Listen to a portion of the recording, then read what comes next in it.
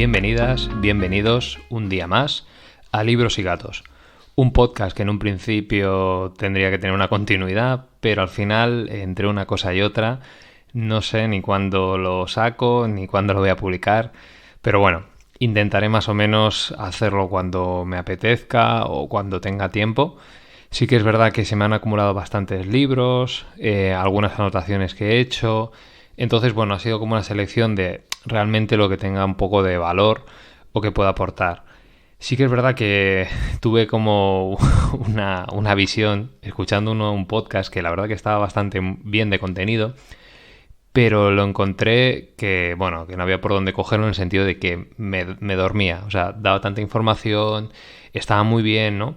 Y no sé por qué, pues me imaginé al mío de la misma manera. O sea, con mucha información y que tal vez no fuera lo que a lo mejor yo preveía en un principio o que tal vez pues fuera bastante aburrido, ¿no? Entonces, bueno, ahora voy a intentar probar algo nuevo, de darle alguna vuelta, no hacer tampoco un resumen extenso del libro, sino a lo mejor comentar un poco las pinceladas, lo que me ha parecido más interesante, un poco sacar yo mis propias conclusiones y no solo ceñirme a lo que comunica el autor, sino, bueno, dar un poco más de salsa, ¿no?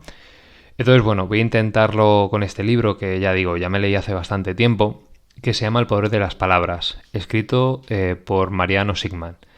Y bueno, el libro tengo que decir que me ha gustado bastante de la forma que coge, digamos, todos los temas, que ahora, bueno, comentaré un poco, y a la vez le da un toque con ilustraciones que, bueno, que ayudan bastante, ¿no? Con un poco de esquemas, de mapas mentales, pero de forma, digamos, ilustrada, que se entiende bastante bien. Sí que es verdad que en este tipo de libros no bien lo podía considerar como de autoayuda, pero sí que tienden mucho al tema de, venga va, haz ejercicios, ahora ponte a escribir, ahora haz no sé qué, ahora tal, ¿no? Y luego la realidad es que, a mí al menos me pasa, es que quieres leer un libro y no tienes ganas de ponerte a hacer ejercicios, de, venga va, pues ahora voy a escribir, ahora voy a hacer esto, ahora lo otro, ¿no? Es como, al menos para mí la lectura es un momento como de calma, de tranquilidad, que sí que es verdad que tomo notas, y más ahora a lo mejor para el podcast, porque toda esta información, pues evidentemente, no sé yo, pero a mí me cuesta a veces memorizarla. Entonces sí que tomo notas, pero no soy muy asiduo de este tipo de libros. En cambio, el de Mariano, pues la verdad que lo hace muy ameno porque sí que es verdad que no son como ejercicios, sino al final de cada capítulo da como una serie de, digamos, de ayuda, ¿no? Para, oye, ¿quieres trabajar esto? Pues mira, pues lo ideal sería hacer esto, esto y esto, ¿no? O sea, como 4 pinceladas, muy bien explicadas, la verdad, y muy entendibles. Y ahora sí, empezamos a ver qué tal, cómo sale esto. Y ahora os preguntaréis, bueno, ¿y esto del poder de las palabras? ¿Qué leches es? ¿Qué me va a contar este tío? ¿Qué a ver? Pues bueno, voy a empezar con una parte muy interesante y es el tema de nosotros a nivel del cerebro, cómo guardamos, digamos, los recuerdos y cómo esos recuerdos van evolucionando.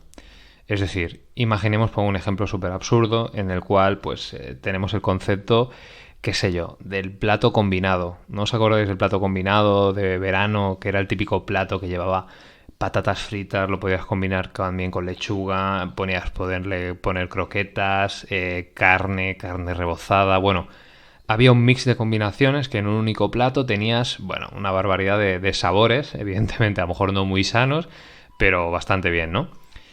Pues si traigo a mi cabeza ese recuerdo, pues imaginaré las patatas, que eran unas patatas deliciosas, las croquetas eran las mejores aunque fueran congeladas, esa ensalada, todo ese mix lo traigo, digamos, al presente, ¿no? De un recuerdo o de una idealización que yo tenía de cuando me comí yo un plato combinado hace, vete a saber tú cuándo, ¿no? Entonces, como que ese recuerdo del pasado lo vuelvo a traer al presente y mi cerebro, evidentemente, lo vuelve a reconstruir. Me explico, no es el plato exacto que yo me comía, sino cada vez es mucho mejor. Y cada vez que lo hable con alguien le diré, ¿te acuerdas? Ya no hay platos combinados como antes.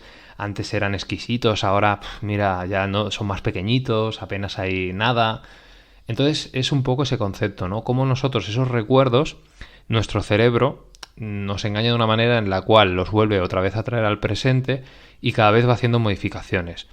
De hecho, incluso la típica historia del grupo de amigos que pasa una cosa o un hecho que prácticamente todos se acuerdan porque era muy extraordinario Y empezamos a recordarlo con los años y cada uno pues saca pues otra historia que no tiene nada que ver, ¿no? Y al final se va deformando, digamos, esa historia, ¿no?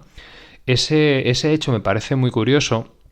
Mariano lo define como que somos ranas anfibias, en la cual pues estamos nadando entre ficción y realidad, ¿no? Como la metáfora de la rana que entra y sale del agua, ¿no? Pues un poco nuestro cerebro va haciendo, digamos, este juego. Que en muchos casos, pues bueno, no es perceptible, o a lo mejor dices, ¿qué dices? Si no fue así, lo que pasó de otra manera, o te estás montando una película, ¿no? Entonces este concepto, la verdad, que me parece muy, muy interesante.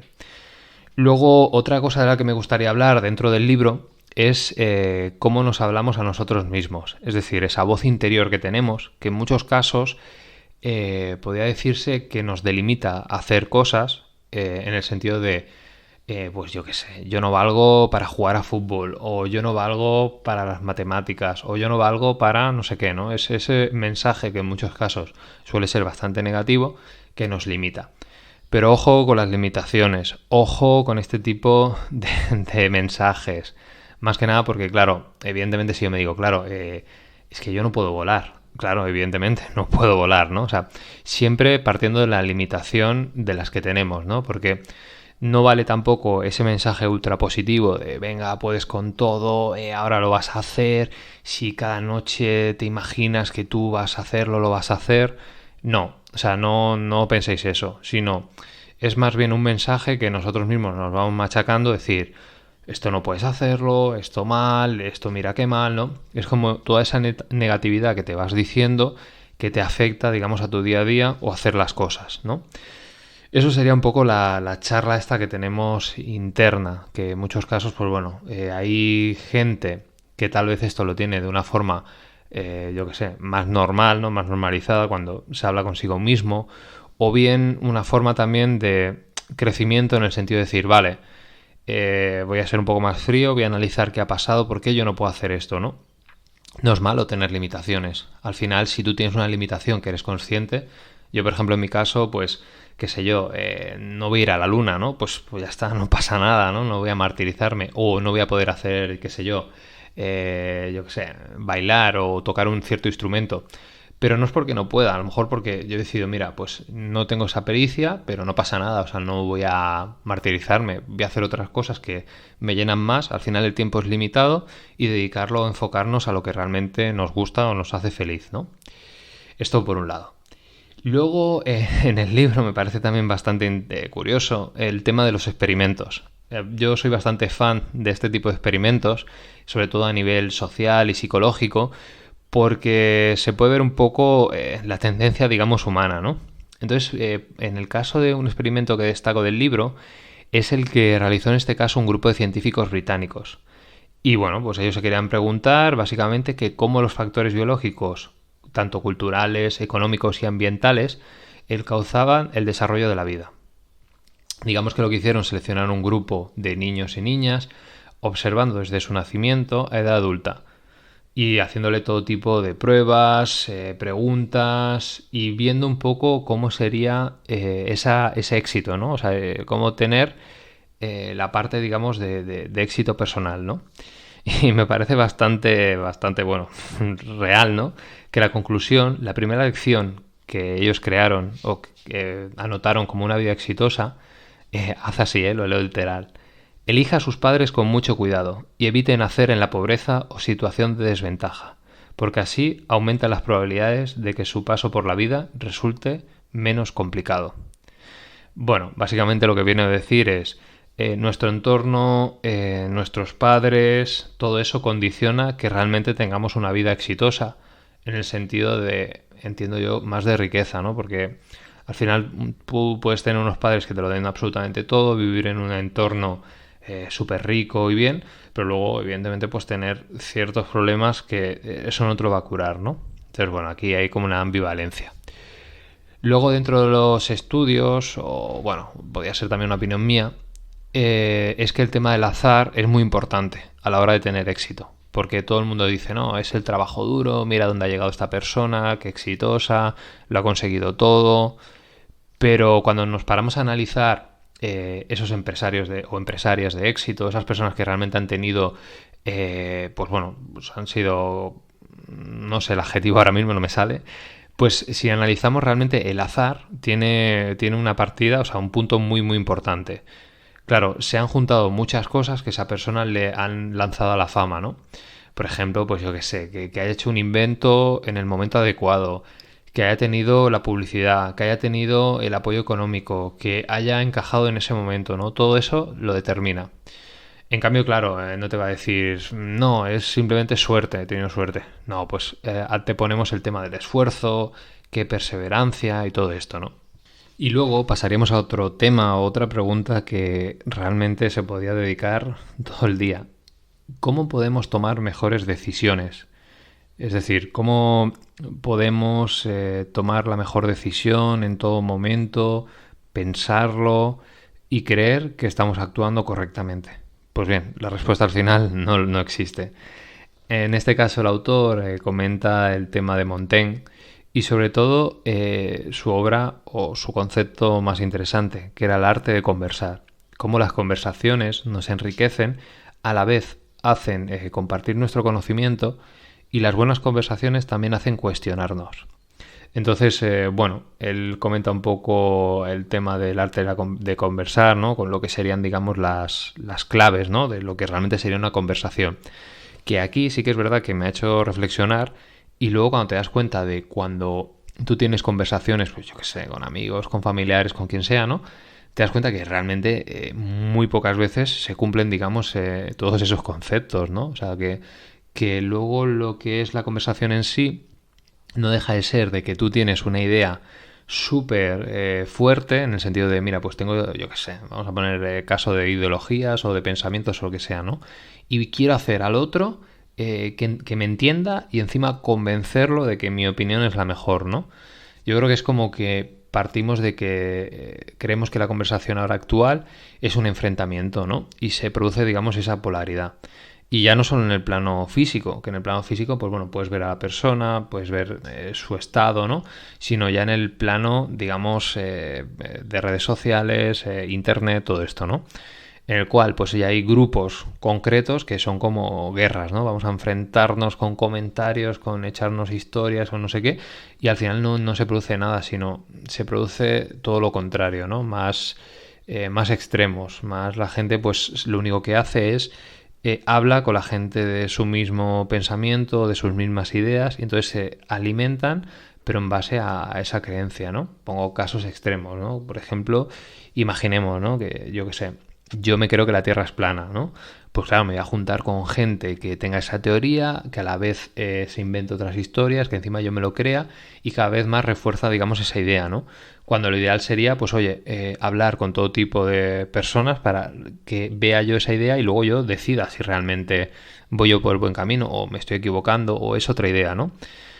Por ejemplo, así a grandes rasgos, el tema del arte de conversar comentaba como de que tenemos que evitar prejuicios y sobre todo reflexionar sobre lo que aprendimos del otro en la conversación. Algo que nadie hace, ¿no? Porque es, vale, sí, tú cuéntame, pero yo no te creo. O sea, lo que me estás contando es una tontería o yo tengo mi idea y no me vas a cambiar porque es como que tenemos esa sensación de que hacer eso puede resultar de débiles o de que, claro, mira, ahora ya pensabas así, ahora ya no puedes pensar de otra manera, ¿no? Pues no pasa nada. Luego el tema de no hablar para convencer, sino para disfrutar, es decir, compartir ideas. Yo creo que esto ya tampoco se da mucho. El tema de dudar uno mismo y que podemos estar equivocados. Yo creo que esta es la clave principal, ¿no? Podemos tener un pensamiento de opinión, pero no por ello significa que sea el mejor. Lo ideal, pues, evidentemente, es que este año no seas igual que el año que viene y tampoco eres igual que hace 2 años o 3, ¿no? Si siempre continúas igual a nivel de pensamiento, a nivel de todo, pues es que al final no evolucionas, ¿no? Y es un poco la clave. Yo creo que aquí en el caso de las redes sociales, pues lo que hace esto es lo amplifica, ¿no? Entonces se genera, digamos, todos esos conflictos. Bueno, y ahora os voy a comentar una cosa que a más de uno a lo mejor le producía tristeza, pero os debo advertir que todo lo que viviremos, todo lo que leeremos, todo lo que aprendamos, se nos olvidará. Muchas de las cosas, de lo que nos pase hoy, mañana, hace 10 años, o de aquí a 20 o 50.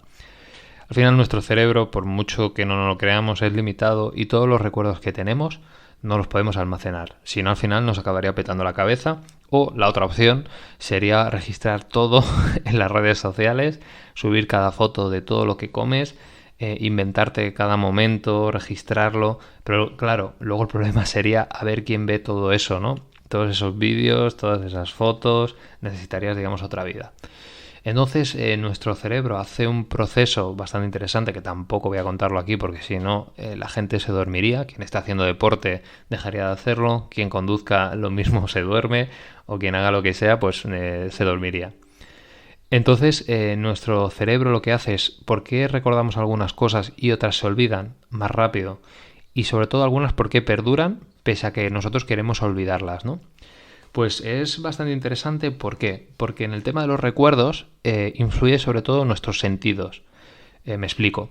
Si en ese recuerdo que tenemos afecta a alguno de los sentidos, por ejemplo el gusto, el olfato, el tacto, todo esto hace que perdure más, porque digamos que tiene muchas más conexiones a la hora de evocarlo. Y a la vez nuestro cerebro es más fácil de que lo vuelva a recordar otra vez. Imaginaros la típica olor de ropa limpia o a talco, ¿no? Que nos recuerda pues a esa infancia, el olor de la colonia, todo esto, ¿no? Entonces estos son como recuerdos mucho más fuertes. O comidas, ¿no? La comida que nos prepara nuestra madre, nuestra abuela, todos esos aromas que había a lo mejor en casa, pues eso se impregna, digamos, en el recuerdo y es muy muy difícil de olvidar. Hasta aquí todo bien, ¿no? Son recuerdos bonitos. Pero ¿qué pasa con los recuerdos malos o traumáticos? Pues hay una teoría que según un neurocientífico, el que, digamos, de los detonantes o el que hace, digamos, registrar toda esta información es el cortisol. Digamos que nosotros cuando estamos en una situación de mucho riesgo, nuestro cuerpo genera cortisol por estado de alerta. Entonces, este cortisol que se libera hace que el recuerdo perdure. Tiene todo el sentido. Imaginemos, ¿no? Tenemos una situación extrema, se libera cortisol y luego con el paso del tiempo nos pasa también otra situación y que también generamos ese cortisol y ese cortisol nos evoca a ese recuerdo que tal vez pues bueno ha sido traumático y todo esto viene por el tema de la supervivencia. Entonces, claro, para borrar digamos estos recuerdos es bastante complejo. De hecho, en el libro comenta los experimentos que se hicieron con MDMA, siempre me cuesta mucho pronunciar esto, que bueno, que esto, bueno, para quien no lo sepa, pues bueno, pues en 1912 un químico alemán llamado Anton Kolix, no sé si lo digo bien, él sintetizó esta sustancia, pero no fue hasta los años 70 cuando, bueno, pues se empezó a experimentar y sobre todo lo utilizaron para experimentar el tema del estrés postraumático. Comentábamos que, bueno, quien no lo sepa o lo debería saber, hubo la guerra de Vietnam y entonces muchos soldados pues venían, bastante tocados a nivel psicológico pues por todo lo que habían hecho, habían visto todo, ¿no? Entonces, pues lo típico de las películas, imaginemos que, yo qué sé, oían un estruendo, veían cualquier cosa, pues todo eso les evocaba ese momento traumático y claro, no había manera de tratarlos, ¿no? Entonces empezaron a experimentar en este caso con esta droga, para ver cómo podían regular las emociones. Sí que es verdad que tuvo, no soy muy experto, pero que sí que tuvo resultados bastante positivos, pero al final se dejó de hacer, digamos, porque lo utilizaron para otras cositas. Entonces lo quitaron, ¿no? Luego hay otro concepto bastante interesante que hasta ahora, yo lo desconocía por completo, que es el tema de la rueda de las emociones, que la creó Robert Plutnik, que es un concepto bastante innovador porque digamos que las emociones las pone en un círculo y es verdad que las emociones van girando sobre esa rueda, ¿no? Tiene todo el sentido cuando decimos, bueno, es que pasa del amor al odio en un instante, ¿no? Es que todos los sentidos giran, digamos, en torno a esta rueda. Vale, sí, muy bien, me parece todo bien esto de las emociones, pero veamos, ¿cómo puedo controlar las emociones, ¿no? ¿Cómo realmente podemos pasar de esos estados? ¿Cómo podemos superar, digamos, esas emociones tal vez negativas? Bueno, para empezar, el tema de las emociones es normal, o sea, todo el mundo tiene que tener emociones, no todos podemos estar en todo momentos felices, sonrientes, agradables, o sea, es normal, todo el mundo tiene malos días. Si tienes un mal día, tenlo, o sea, es lo más normal. Evidentemente nadie te va a decir, no, tienes que un mal día es muy malo, o haces mala cara, o llora, o tal. No pasa nada, o sea, al final somos humanos, la realidad es que nos venden un producto de que mira qué bien está todo el mundo, qué feliz, qué vida más plena, y yo aquí que, pues yo qué sé, no tengo absolutamente la mitad de nada, pero no pasa nada, y a lo mejor tengo un día malo y no pasa nada. Yo quiero partir de esta idea, ¿no? Porque muchas veces se intenta como decir, estás triste, bueno, vamos a ver, ¿cuál es el problema? ¿Qué te pasa? ¿Qué te sucede?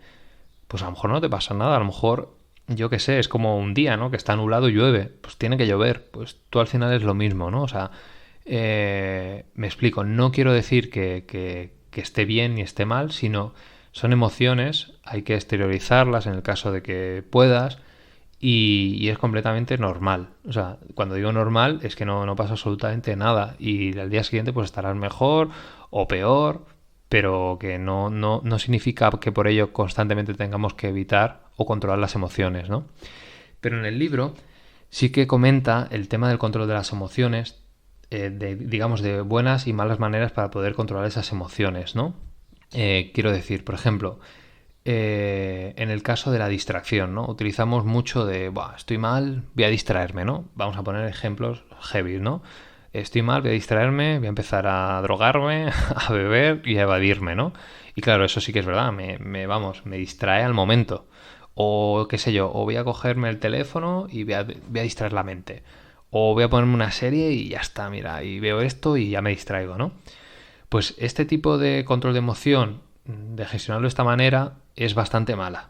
Evidentemente, ¿no? Vemos el caso de la droga y ya piensas, claro, joder, si se va a pinchar, pues muy mal, ¿no? Cada vez que esté mal, pues se mete droga o lo que sea y va a acabar en la ruina, ¿no? Pero cuando lo vemos, por ejemplo, con el alcohol, ¿no? Lo típico de, voy a tomar algo y me lo voy a pasar súper bien. Pues es que no es la manera, o sea, la realidad. Evidentemente el alcohol, para todo el que me escuche, pues lo prohibiría por completo. O sea, el alcohol en cantidades las que sean es súper perjudicial para la salud. Y bueno, y luego aparte, evidentemente ya aquí entraremos en un tema de marketing, en un tema bastante duro que es la regulación, que con el alcohol no sé qué pasa, pero hay anuncios absolutamente de todo y nadie dice nada, ¿vale? Pero bueno, eso es otro tema. Entonces, este tipo de distracciones no serían las más buenas. Más que nada, ¿por qué? Porque nos pueden generar, digamos, esa adicción, ¿no? Esa emoción que tenemos, ¿no? Ese malestar, si realmente no lo ha provocado algo, continuará. Y cada vez se va haciendo más una bola. Porque no somos conscientes de arreglarlo o sacarlo, ¿no? Porque es más fácil coger algo que nos distraiga. Entonces hay un concepto, que él llama resignificación, que consiste básicamente en no apagar la emoción y aprender a vivir con ella, ¿vale? Yo entiendo aquí como un poco analizarlo, ver realmente, pues oye, pues mira, he tenido un mal día o me encuentro mal porque esta persona me ha hecho daño, pues ¿qué puedo hacer, no? O sea, ¿qué puedo hacer yo para intentar que eso no me afecte? O que a lo mejor esa persona, pues oye, no interesa en mi vida o ese comentario me afecta de una manera que no debería afectarme, ¿no? Pero si utilizamos la distracción constantemente, todas esas emociones se van a ir acumulando y a la larga va a ser mucho peor. Y bueno, ya nos vamos acercando al final. Si has podido llegar hasta aquí, te felicito. O sea, muy bien, eres una campeona, un campeón.